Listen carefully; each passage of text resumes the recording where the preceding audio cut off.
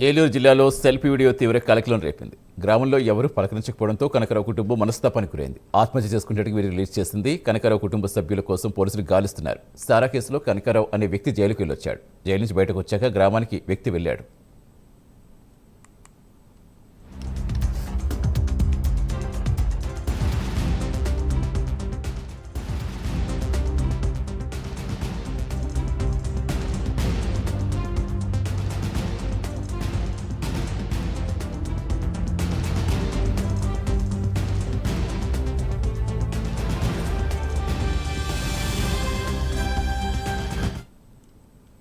ఇటీవల కనకరావు కుటుంబాన్ని గ్రామ పెద్దలు పంచాయతీకి పిలిచారు. మోకాళ్లపై నిలబెట్టారు. ₹1,00,000 అపరాధ రుసుము కట్టాలని గ్రామ పెద్దలు హుకుం జారీ చేశారు. అంత డబ్బు కట్టాలని కనకరావు చెప్పాడు.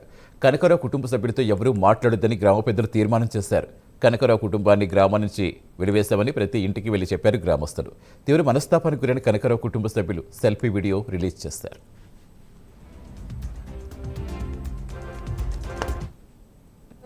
నా పేరు నాగమణి అండి, గోటల నాగమణి. మా ఆయన నాగయ్యండి. చారా తీసాడని వాళ్ళు 3 సార్లు తగువ చేశారండి. 3 సార్లు తగువ చేసినా నేను కట్టలేను, నేను నా దగ్గర ఒప్పుకోలేదు అన్న పిల్లలు తీసుకొచ్చి బతులు అన్నా కానీ వాళ్ళు ఒప్పుకోలేదు. 3 సార్లు తగువ చేశారు. ఒక పెద్ద మనిషి తిట్టాడండి, బాగా తిట్టేపాడికి అడిగి బాగా కోపం వచ్చింది. ఇక్కడ కాదు, పొరుగురులో పట్టుకున్నారు. ఒకసారి వదిలేమని తండ్రి చెప్పాడు. చెప్పినా కానీ వాళ్ళు ఎట్టా వదిలేస్తాం, పెద్ద మనుషులు అందరూ అన్నాక ఒక అతను బాగా తిడుతున్నాడండి. అది కనకారావుకి మేనమామని కొద్దిగా సారా తీస్తున్నాడండి. తీస్తుంటే ఒకసారి 2 సార్లు ఒకసారి దొరికాడు. దొరికిన తర్వాత ఏదో చేశారు, దాని అయిపోయింది. మానేసిన తర్వాత ఎక్కడో తీసుకుని పొరుగురిల్లు అమ్ముకుంటుంటే అక్కడ పట్టేసుకుని పొగేసిన వాళ్ళు పట్టేశారు. పట్టుకుంటే ఏదో బేరు పెట్టుకుని తీసుకుని బయటకు వచ్చామండి. వచ్చిన తర్వాత ఇక సంఘం ఉంటుంది కదండి, పంచాయతీ పెడితే ఆయన ఏదో బాధ వల్ల వచ్చి పిల్లా చల్ల అందరూ వచ్చారు, తల్లి పిల్లలు. వచ్చిన తర్వాత గ్యాంప్ పెద్దలో ఈ కుర్రోడిని ఒత్తిడి పెట్టి మళ్ళీ డబ్బు కట్టాలి అని బెదిరేశారు.